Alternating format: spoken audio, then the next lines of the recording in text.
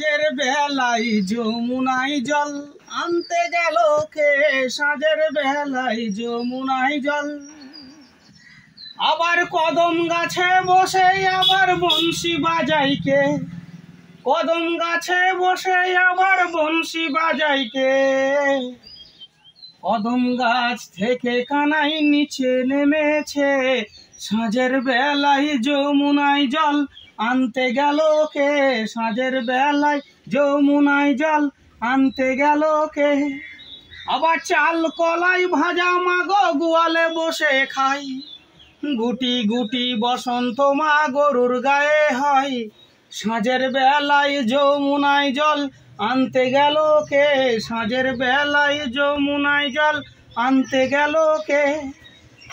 আবার কার্তিক মাসে ভুল করে ওলো খেলো, ভুল করে কার্তিকের মাথা খেলো। সাঁঝের বেলায় যমুনায় জল আনতে গেল কে? সাঁঝের বেলায় যমুনায় জল আনতে গেল কে? শনি মঙ্গলবারে মাগো মৎস্য ভাজা খাই, মাঠে মরে হালের বলদ বাড়িতে মরে গাই। সাঁঝের বেলায় যমুনায় জল আনতে গেল কে? সাঁঝের বেলায় যমুনায় জল। আবার কালো কালো বলো না রাধা, কালো মাথার চুল। রাধামণি শ্যামকে বলেছিল, শ্যাম তুমি তো কালো।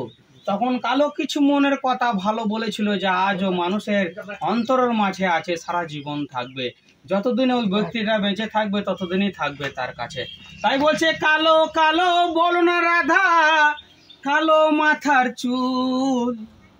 আবার চুল কালো আঁখি কালো, তবে আমি কি ভুল? সাঁঝের বেলায় যমুনায় জল আনতে গেলে কেন? সাঁঝের বেলায় যমুনায় জল আনতে গেলে কেন? এই গীতার কথা মাগো যে মানতে পারে, বছরে বছরে কৃষ্ণ বাবা ভোলাকে পুজো করে। সাঁঝের বেলায় যমুনায় জল আনতে গেল কে? সাঁঝের বেলায় যমুনায় জল আনতে গেল কে? জল আনতে গিয়ে রাধার পা পিছলে পা মচকেছে। আবার কদম গাছ থেকে বুকা কানাই নিচে নেমেছে। সাঁঝের বেলায় মানে এটা রাধামণি ছলনা করেছিল, যে আমি পা মচকানো ছলনা করে কানাইকে কদম গাছ থেকে নামাবো। কারণ কানাই কদম গাছ থেকে নিচেতে নামে না কেন? রাধামণি এটা প্রশ্ন করেছিল, ওর মনের ভেতরে জেগেছিল প্রশ্নটা।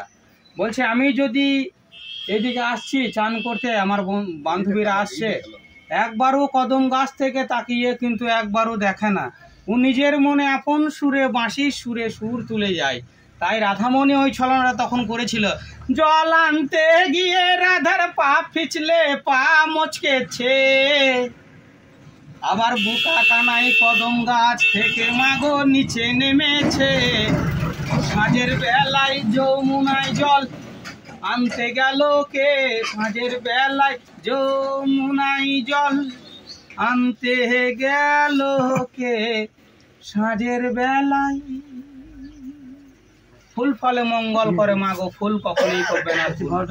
আজ এই আপনাদের দোকান বাড়িতে রাধা কৃষ্ণ চরণের নাম দিয়ে গেলাম, পিতা মাতা সকলের আশীর্বাদ দিয়ে গেলাম। পিতা মাতার আশীর্বাদ কখনোই করবে না। হরে কৃষ্ণ, জয় রাধা। আমার নাম গোপাল পটুয়া, বাড়ি কুসুম যাত্রা, আমোদপুর। আপনি আপনি কতদিন ধরে এটা নিয়ে, মানে এটা একটা শিল্প শিল্পকর্ম, যেটা আপনি মানুষের কাছে দাঁড়া দাঁড়ে কৃষ্ণের বার্তাগুলো পৌঁছাচ্ছেন।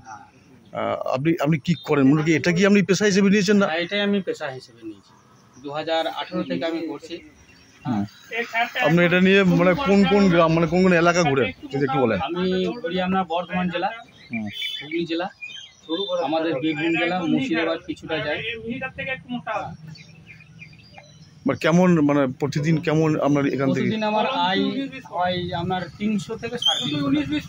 300 থেকে 350। তাও চাল টাল বিক্রি করে দেওয়ার পর 350। মানে প্রতিদিন চালটা লাগে না তো খেতে। মানে কেউ চালও দেয় শীতে, যেটা বলছে শীতে।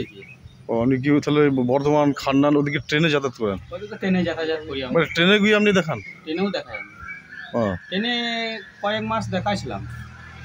আপনার অবজেকশন করছিল ওই ফেরিওয়ালারা, মানে চা কেক যারা বিক্রি করে, একটু অবজেকশন করেছিল, ওই অবজেকশনের জন্য আমি বললাম তাহলে আমার বন্ধুদের সাথে কারোর সাথে আমার ঝুলঝামেলা করার কোনো দরকার নেই, তাহলে আমি মানে ট্রেনে গিয়ে মানে ওই ফেরিওয়ালা যারা আছে হকার ওরাও অবজেকশন করেছি, ওরা অবজেকশন মানে আপনাকে করতে দেবে না করতে দেবো না। ট্রেনে, তাই? বাপরে বাপ।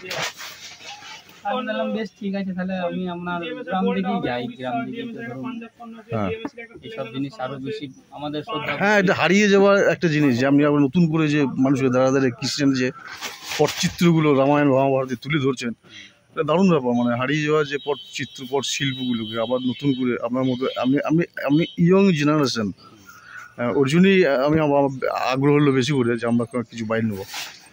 এটা আমি দেখেছিলাম বহু আগে একটা বয়স্ক মানুষের কাছে, কিন্তু আমি ইয়ং জেনারেশন, আপনি আবার এটাতে নতুন করে ঢুকেছেন যে পেশাটা হারিয়ে যাচ্ছিল। আর আমাদের পূর্বপুরুষ ধরে আমরা এটাই করে আসছি। ও আপনার পূর্বপুরুষ, আপনার বাবা? 7 পুরুষ হচ্ছে।